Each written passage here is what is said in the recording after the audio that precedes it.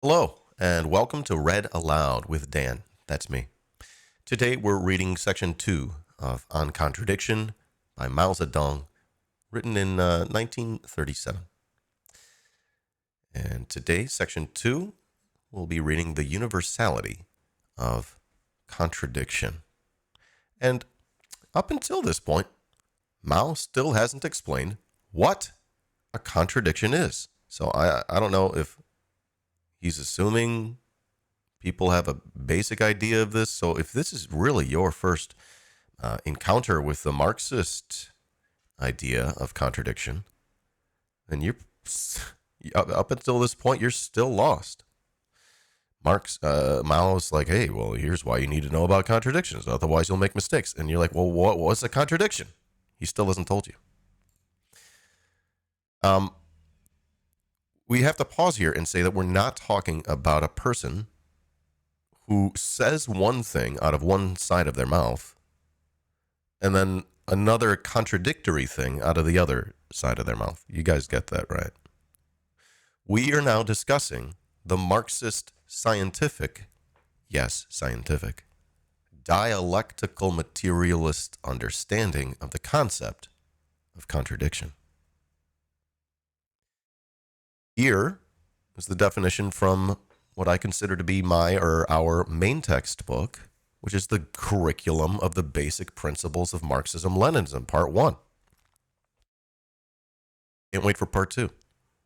And I'm going to read annotation 183 here, which says, a contradiction is fundamentally just a type of a relationship.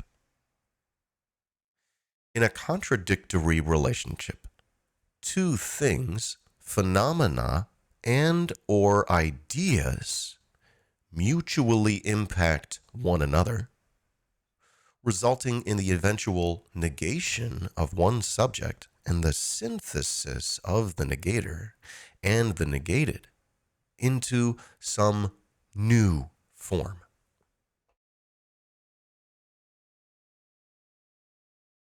In other words, contradiction is the force which serves as the fundamental, originating, and universal force, which drives all motion and development of all things, phenomena, and ideas. And I would love it if you were to take a few moments, if you're watching the replay, hit the pause button and think about what is your definition? How would you describe this Marxist-Leninist, this dialectical materialist understanding of this term contradiction? I want you to take a few moments and try to give it your best go. What is a contradiction?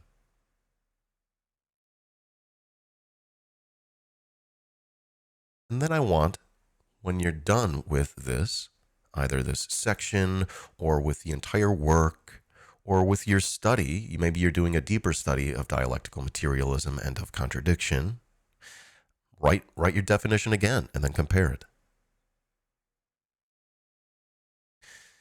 You know, your ideology through study can have a quantity change. It can change in amount, so much so that it can have a quality shift. All right. So I hope that helps you understand, maybe gives you a little bit of a seed of understanding of what contradiction means in the Marxist sense. So let's begin the reading today. The universality of contradiction.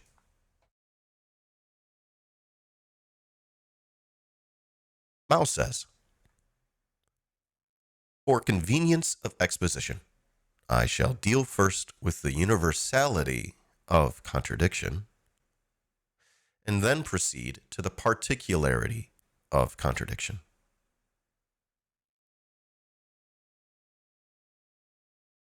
He's going to start with universality. Okay.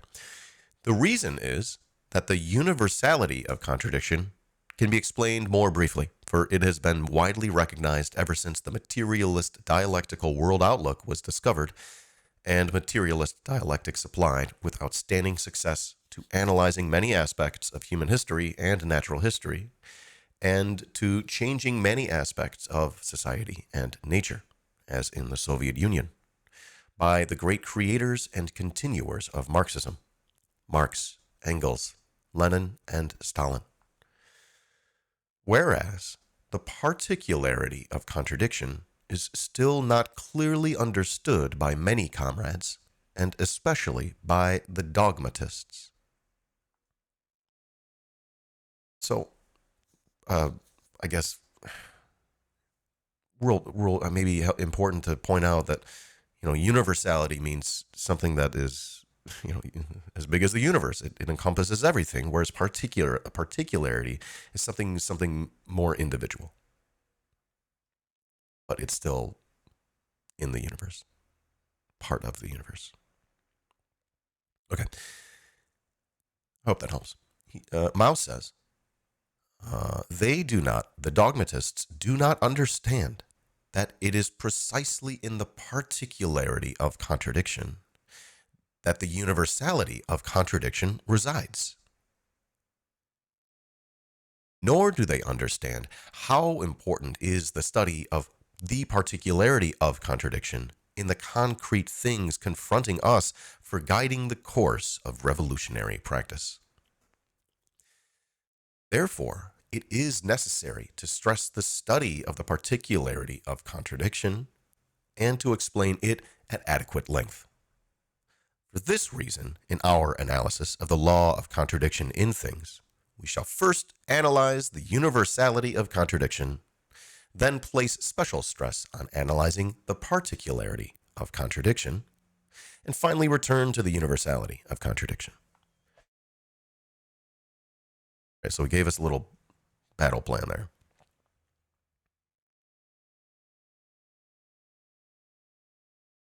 He says the universality or absoluteness of contradiction has a twofold meaning.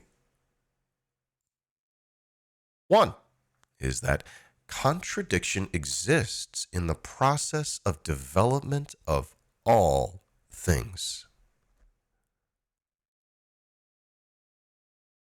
And the other is that in the process of development of each thing, a movement of opposites exists from beginning to end.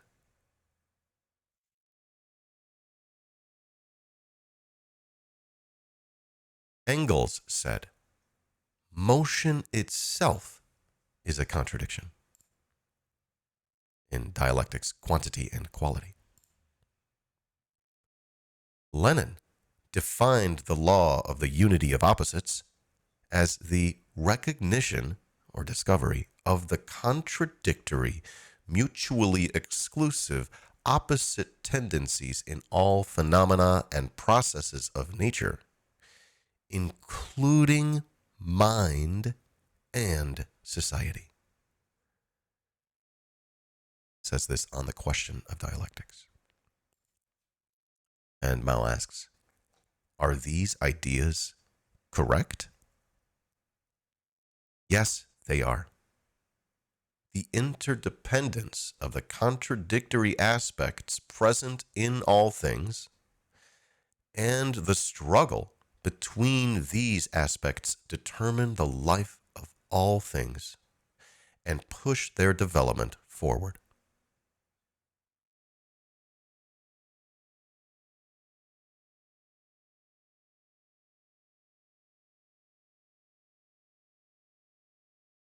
Mao says, there is nothing that does not contain contradiction. Without contradiction, nothing would exist.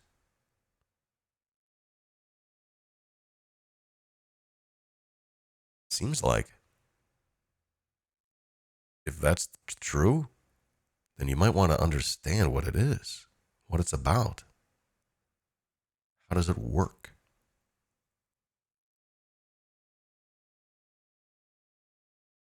And already, I just love how he brings up that point, how thinking abstractly about something. And I can't remember if he wrote that here or in On Practice, but thinking abstractly about something. Uh, or maybe he wrote it in where the correct ideas come from, but thinking abstractly about the world is actually what gives us the ability to understand reality and truth itself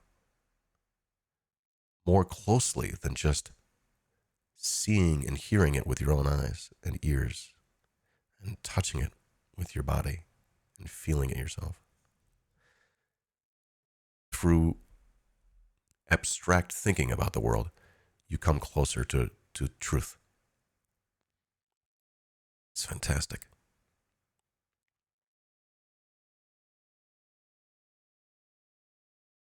So he says, contradiction is the basis of the simple forms of motion, for instance, mechanical motion, and still more so of the complex forms of motion.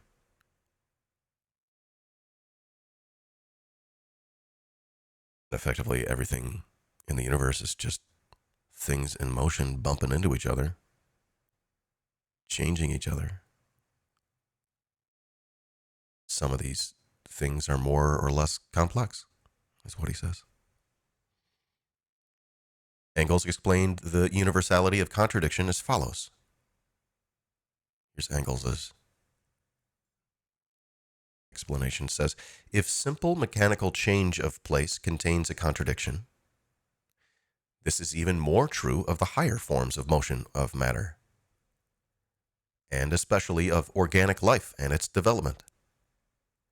Life consists precisely and primarily in this, that a being is at each moment itself and yet something else.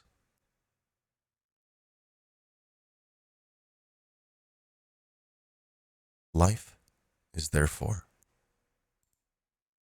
also a contradiction, which is present in things and processes themselves, and which constantly originates and resolves itself. And as soon as the contradiction ceases, life too comes to an end, and death steps in.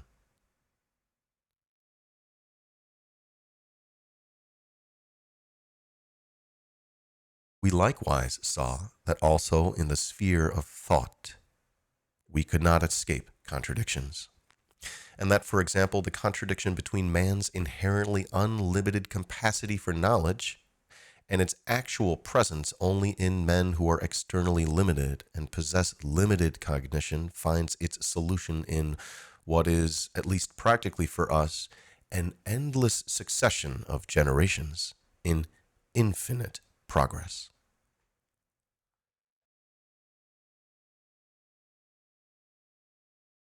Now, Engels says, one of the basic principles of higher mathematics is the contradiction that in certain circumstances straight lines and curves may be the same. But even lower mathematics teems with contradictions.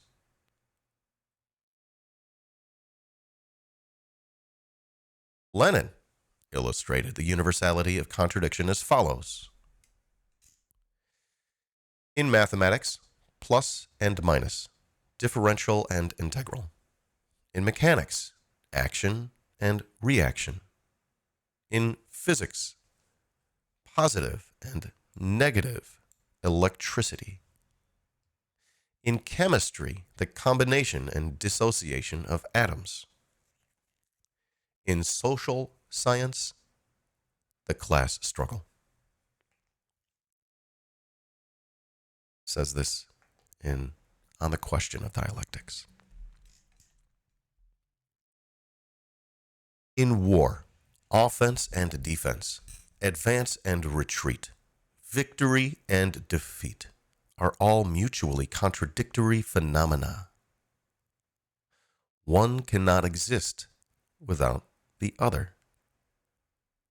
The two aspects are at once in conflict and in interdependence.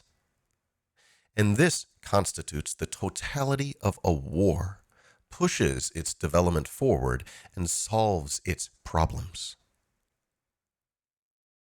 What are some of your examples of mutually contradictory phenomena which cannot exist without the other, are in conflict and interdependence? You've got predator and prey. If there's nothing to hunt, the predator is just an animal, I guess. If there's nothing hunting an animal, you're not necessarily prey, you're just an animal.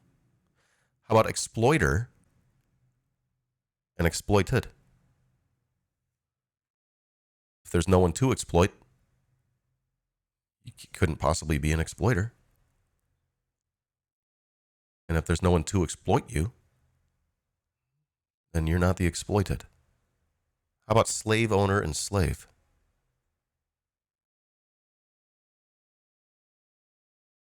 Feudal lord and serfs. Labor and capital. Bourgeoisie and proletariat.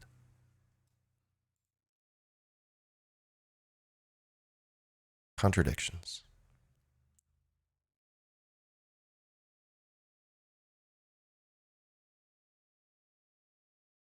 He says every difference in men's concepts should be regarded as reflecting an objective contradiction.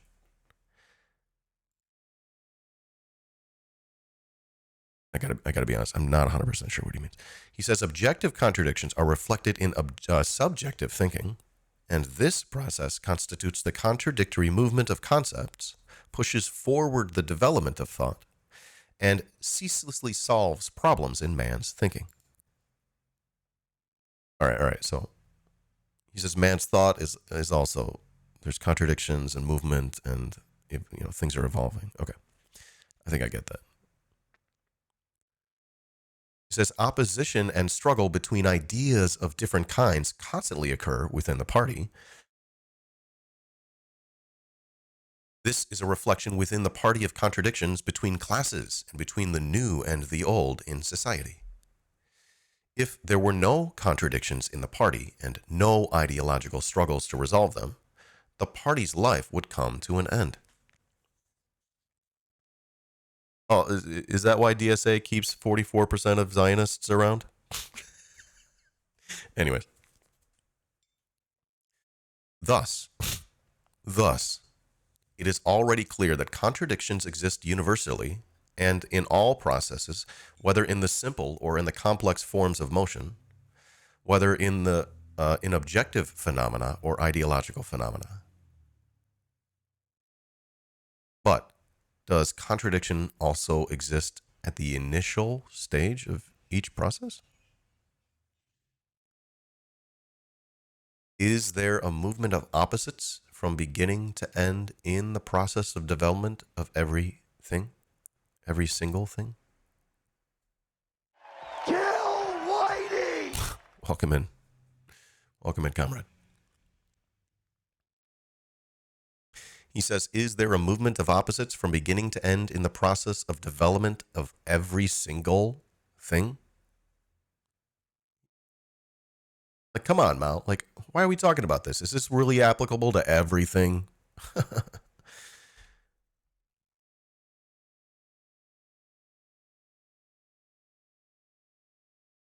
Mal says, as can be seen from the articles written by Soviet philosophers criticizing it, the De Boron school maintains that contradiction appears not at the inception of a process, but only when it is developed to a certain stage. What?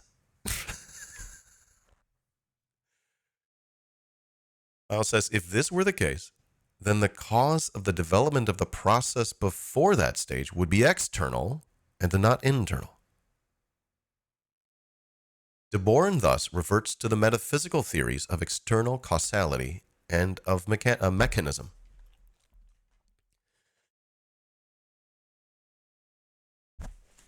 Applying this view in the analysis of concrete problems, the De Born school sees only differences, but not contradictions between the kulaks and the peasants in general under existing conditions in the Soviet Union, thus entirely agreeing with Bukharin.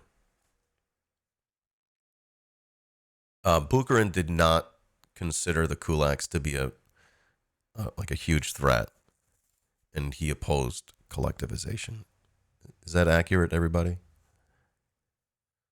If I ever mess anything up, you can always tell me. I'm here to learn too.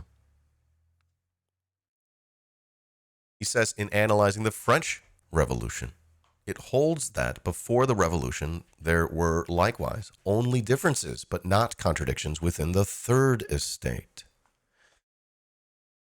The third estate, which was composed of the workers and the peasants and the bourgeoisie. The first estate was the, if I get this right, first estate was the nobles, right? And then the second estate, I believe, where they're like,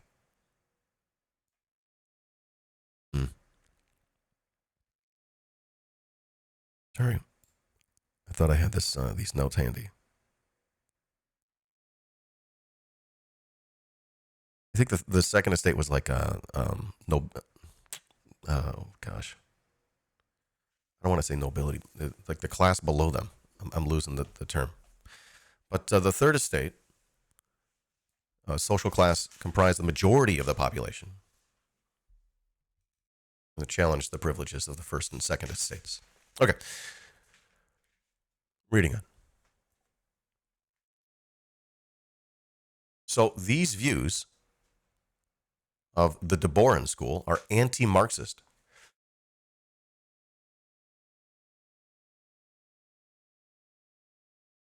This school does not understand that each and every difference already contains contradiction, and that difference itself is contradiction.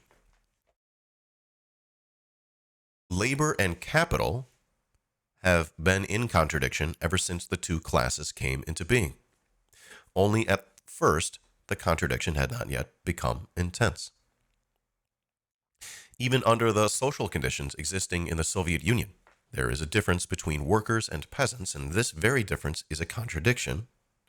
Although, unlike the contradiction between labor and capital, it will not become intensified into antagonism or assume the forms of class struggle. The workers and the peasants have established a firm alliance in the course of socialist construction and are gradually resolving this contradiction in the course of the advance from socialism to communism. The question is one of different kinds of contradiction, not of the presence or absence of contradiction.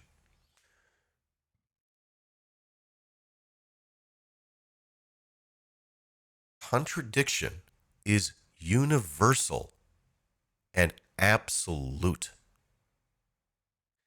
It is present in the process of development of all things and permeates every process from beginning to end.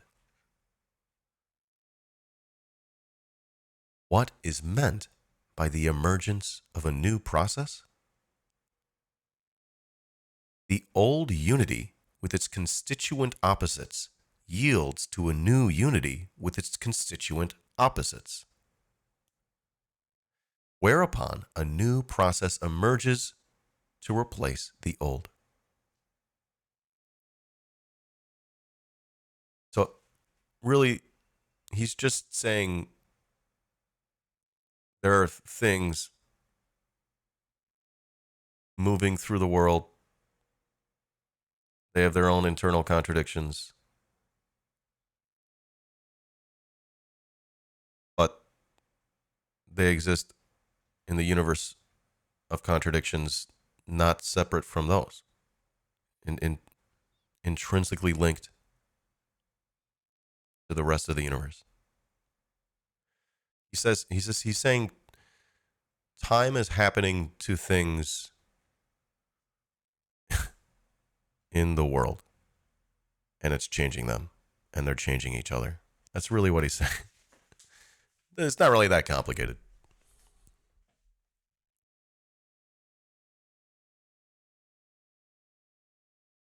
All right. So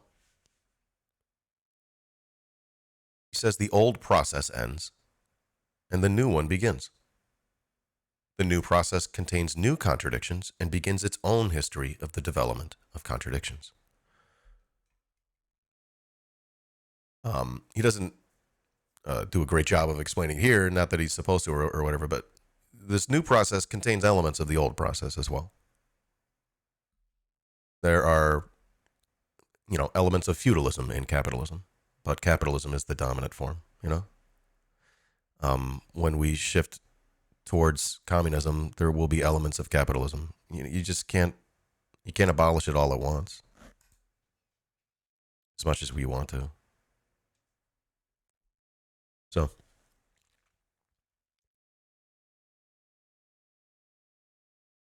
as Lenin pointed out, Marx in his Capital gave a model analysis of this movement of opposites, which runs through the process of development of things, of everything, from beginning to end. This is the method that must be employed in studying the development of all things. All real things, to be fair. We're not talking about fake stuff.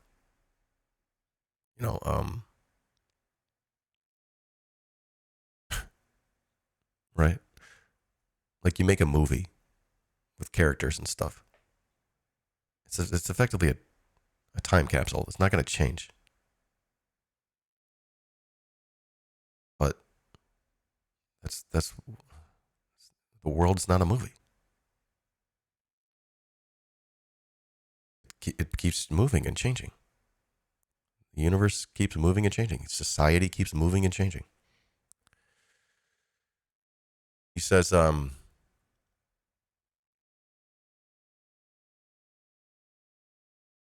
this is the method that must be employed in studying the development of all things. Lenin, too, employed this method correctly and adhered to it in all his writings. He says, in his Capital, Marx first analyzes the simplest, most ordinary and fundamental, most common and everyday relation of bourgeois or commodity society. A relation, an objective relation, encountered billions of times. What is viz again? Is viz that is? What is viz? God, I hate that I always have to do this. Namely, or in other words, the exchange of commodities. I'm going to read that again. In his Capital, Marx first analyzes the simplest, most ordinary and fundamental, most common and everyday relation of bourgeois commodity society, a relation encountered billions of times, namely the exchange of commodities. Commodities, things made to be sold. In this very simple phenomenon, in this cell of bourgeois society, analysis reveals all the contradictions, or the germs of all the contradictions, of modern society.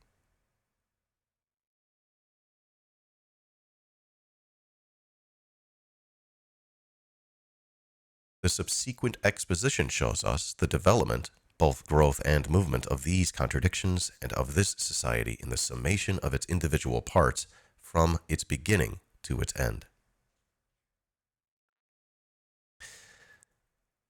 Mao says Marx studied capitalism and he saw that there was this thing that kept happening, and it's the foundation of this weird society we got here. And it's when people exchange stuff. It's like the dominant aspect of our lives.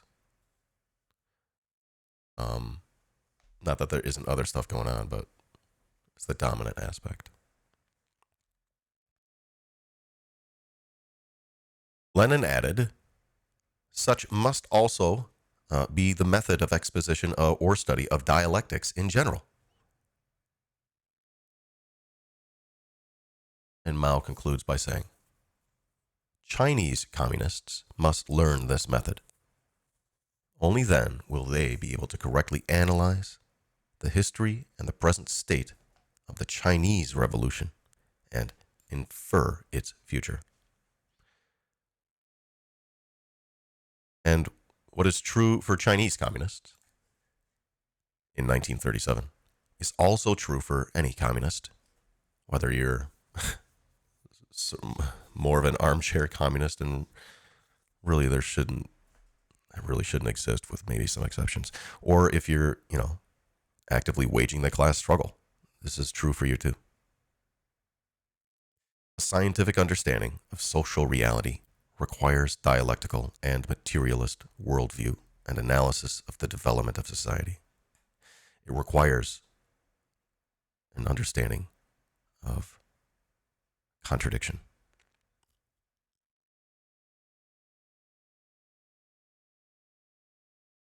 So, again, in this section, the universality of contradiction.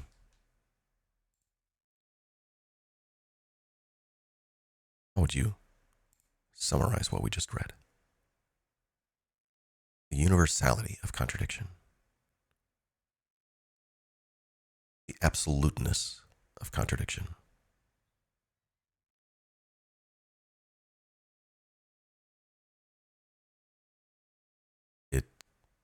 It happens to everything. And it happens from beginning to end. Contradiction is present in the development of all things from beginning to end. So the universe is just an endless stream of contradictions in development. Human action can influence the direction of the stream of contradictions within human society. So, if you want to influence the stream of contradictions within human society, it's best to understand this fundamental process, this fundamental thing present in all things from beginning to end. And Chad had a good sticky here. A pot of boiling water as an example for contradiction. Water's hydrostatic bonds makes the water resist separation.